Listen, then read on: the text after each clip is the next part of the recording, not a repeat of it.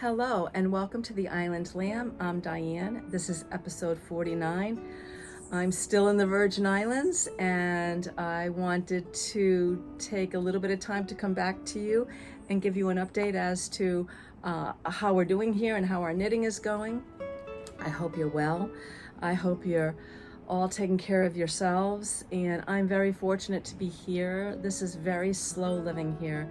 It's quiet, serene. Like on Block Island, I have, I watch the sky, I watch the water, and that soothes and calms me. And I'm coming to you on another kind of overcast day, which is good for filming because it's usually very sunny, very bright, 80 degrees. Today it's about 75 degrees, so it's comfortable, and it's a good day for knitting, and it's a good day to talk to you about knitting. So I will talk a little bit more about St. John, but I figured I'd get to the knitting content first. So as you know from the last episode, I've been working on the beautiful Orbits pullover by Rachel Isley. I am now on the 1x1 twisted rib, just about to bind off. Going to pick up for the sleeves. The pattern for the sleeve will continue down the arm, and I love that. It'll probably be pretty much in the same spot as the body, and then the rest of the sleeve will be navy blue. This is the top down in the round design, short row shaping in the back. It was inspired by some beautiful music, and here's a little quote from the pattern. Mysterious, repetitive, yet delicate essence of music. And the piece is a piano piece, and I think the piece is very moody. And this yarn, the main yarn, is from Farmer's Daughter Fibers. It's Moon Sisters, Orbits, Moon. 438 yards on a skein, 70% merino, 20% nylon, and 10% bronze stellina. So I don't think you can really see it, but there is a little twinkling going on, and it makes me think of stars and the moon and the planets and a dark, dark, dark backdrop of the sky. And the contrasting yarn is the La Bien-Aimée Cashmerino. This is all fingering weight.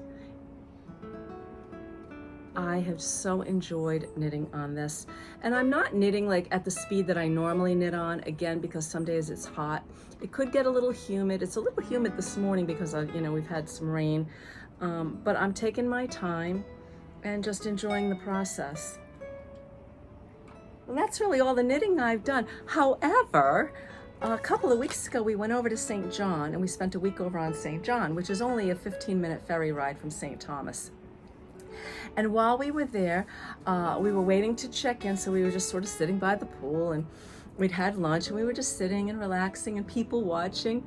And I saw this man, and he was knitting. And I wanted to go talk to him, but I didn't want to bother him. He was with his partner, and I finally, my husband said to me, just go say hi. I mean, you knitters love to talk about knitting. What can it hurt? Go over and say hi. Well, it was James Cox of James Cox Designs. Now, I'm not sure if you're aware of him, and he's mostly a men's knitwear designer, but that's not all. And he's been featured in Vogue Knitting. He teaches. He has a YouTube site where he does tutorials. He has taught on St. John, and he just finished teaching in Tuscany in Italy, and it was such a success. He's going back and going to run some more classes in August. So check out jamescoxknits.com for his whole website. And on YouTube, he's James Cox Knits. And he's from the Midwest, so he's from Kansas, and he grew up surrounded by knitting. His sisters and his mother were knitting, so it was something he just grew up with, the rhythm of it, and watching his sisters knit. And he went into advertising, and he actually helped launch the Apple Mac computer, the ads for the Apple Mac computer. But he realized his true love was really knitting and design, and so now he's doing that. and he spends his time, half of his time on St. John and half of his time in Palm Springs. And so, oh my goodness, it was so fun to get a chance to meet him and chat with him. And you could just tell he just loves what he does. He loves talking about it. He was knitting on a mosaic design. I didn't have my knitting with me, and I was like, oh, I just was like feeling his love and his energy and his design savvy, and I sucked that all in. So James, if you're watching, it was wonderful to meet you, and thank you for taking a few minutes to chat with me. And who knows, maybe one of these days I'll take one of your classes. So that's really all the knitting content I have for you, but I want to talk a little bit more about this lifestyle that we're having here, about what I'm reading, and those kinds of things. So I hope you'll stay with me for that. I know this was a piece about knitting, but that's what's happening here. So I'm sitting in the same spot as the last episode. I mentioned this is the moringa tree, and I did a little research on this so I could tell you a little bit more about it. The moringa is originally from India. I'm not sure how it got here, but it grows wild here. And it is pretty amazing because, and let me get my notes so I can really just tell you, the bark, the sap, the roots, the seeds, and the flowers are all used in traditional medicine. In some countries, in undernourished countries, it can be life-sustaining for nourishment. You can brew it. You can take the leaves and just put it in water and brew it that way. You can dry the pods, dry the seeds. You can dry the leaves, turn it into a tea. You can grind it into a powder and put it in your smoothies. And it's useful for honey production, and I love that. I'm going to talk a little bit more about bees and honeys in a second, but you know I plant lavender, and I've been adding more and more lavender around my property because I want to attract the bees. And so we sit here in the morning. So here's our routine. We get up early, maybe a little Pilates fusion yoga on the front deck, go for a walk, sit on this deck, have our coffee, watch the sky, watch the water, and watch the bees. And the bees are pollinating. There's a little white flower. Now we had quite a bit of rain last night, so they're pretty wet, and I don't know if any bees have been coming and going, but there's definitely honeybees, and there are some little wasps, and there are some big fat black bumblebees, and they just love this tree. So all day long they're coming and going, and I feel privileged to be able to be in their world a little bit. And I've been really interested in bees even more than normal because I read this sweet book that I so recommend called The Little Queen by Kevin Hinker, Hinker, Kevin Hinker, The Little Queen. I'm not sure how I found out about this book, but I had it in my Kindle, and I think it was been in there for a while, so maybe my sister-in-law told me my cousin maybe, but it's the sweetest book. It's being told to you by a little queen bee who becomes conscious and self-aware and realizes that she is actually imprisoned. And through her will and desire to be free, we go on a journey with her. And then there's a little boy whose mom has passed away, who was a keeper, and he helped keep the bees with his mom, and he's struggling. His mom was a school teacher. He's in the same school. He's just a little boy in the same classroom, and a little bee flies into the classroom. So we have this little boy and this little bee. It's not even our little queen bee. We have this little boy and the bees that are trying to get into the classroom, and then we've got our little queen bee who realizes that she wants to be free. And the story is just, I think, beautiful. And I have decided that I don't want to have hives myself for a number of reasons. We're not around enough, I think, to really take care of them. And there are some really great beekeepers on the island.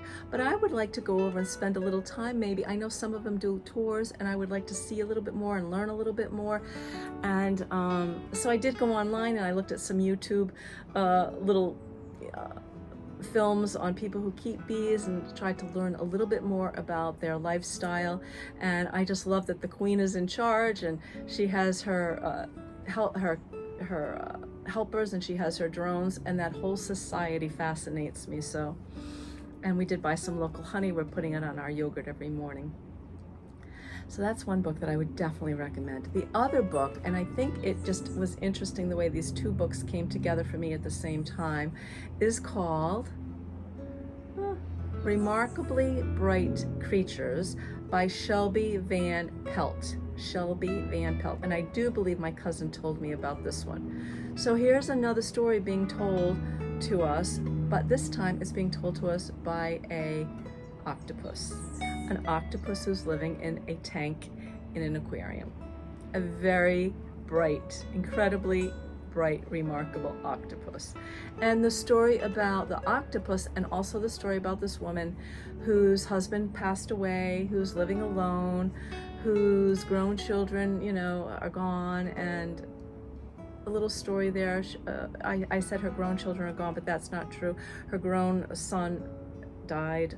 And so the story of this woman working at this aquarium and this octopus. Just another beautiful story. And I think that I really enjoyed these two stories because they were gentle. They were about strong characters. And it was nice to have that when all the world seems to be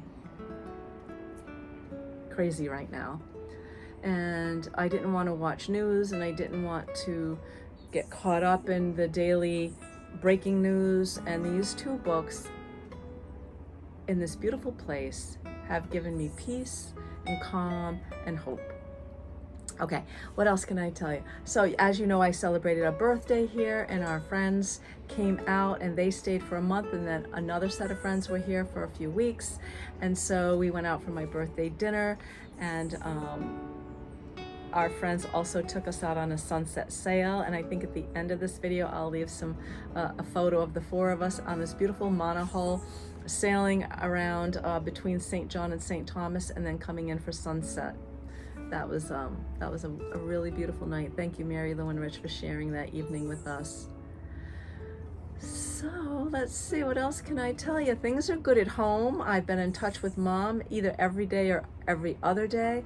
Some of the health concerns that we had in our family that I was keeping track of seem to have, things seem to be pretty good right now. I'm very relieved, and Mom is going to her balancing classes twice a week, and she said she walked in the yard the other day. It was 50 degrees in the yard, and she saw little shoots coming up out of the ground. She wasn't sure if they were daffodils or not, but spring is coming, and since daylight savings is over, Mom is getting a little bit more sunlight during the day, and she just sounds wonderful. And I miss her, and I'm looking forward to spending the spring and summer with her. A lot of fun things for us to do. We've got Mother's Day coming, do some garden shopping, and think about what we're going to put in this year. And also, Mom went to her garden club meeting this past week, and they are planning a bus trip to New York City in June to go to a museum, and I don't have all the details yet. But ironically, it's to see one of the Vincent van Gogh collections, and that's been a thread that I've been following for the last few months between the knitting and the book and the cards and just sunflowers and Vincent van Gogh. It just keeps coming up, and here it's coming up again. So I look forward to doing that with Mom, and I think my sister-in-law is going to join us. What else can I tell you? Oh, I did want to go back to the sweater for a second. I have loaded it into my Ravelry project page, and I did want to let you know that the designer, Rachel Isley, is on Instagram as unwind_knitwear. She has a email address of unwind_knitwear@outlook.com, and she has a Ravelry group which is Unwind Knitwear. Everywhere she's Unwind Knitwear. One other book that my husband and I are reading together, and it's not our first time reading it, but I think it was apropos to be reading it now. It's the Eckhart Tolle, A New Earth. And I read this book many years ago, and I think I heard about it from Oprah, because Oprah was doing a segment where they were reading, she and Eckhart Tolle were reading the book together, or Oprah was reading the book and then discussing it with Eckhart, and I think there were several sessions. And Oprah has never reintroduced the same book, a book twice in her book club, and she felt that with what was going on in the world right now, that we could use a refresher course on this book, so she reintroduced it, and I'm happy that she did. So my husband and I are reading this every morning. We read Simple Abundance, and then we read from Eckhart Tolle, and then my husband and I read our own books, fiction or nonfiction. So the New Earth, a new earth, a new earth, focusing on consciousness, focusing on mindfulness, focusing on the inner self, and trying to calm, or at least be aware of, the repetitive thoughts and the egoic mind and the anxiety and the fear and what that can create individually and collectively. And he does mention the egoic mind in the male with men, but also in women, and that a lot of women have the pain body of our ancestors, and we have the pain body of childbirth, and we have the pain body of women being oppressed for all throughout history. And so I think he does a great job reminding us that at any moment in any day, regardless of the circumstances, we can be conscious, and we can get in touch with our inside, our being, our energy that is connected to nature, and we can find some peace there, and we can find hope there. So that's the other book that we're reading every day.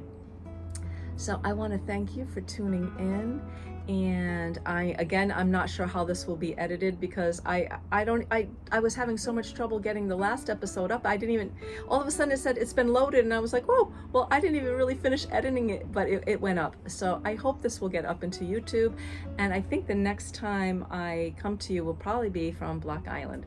So take care of yourselves, happy knitting, and I'll see you soon. Bye-bye.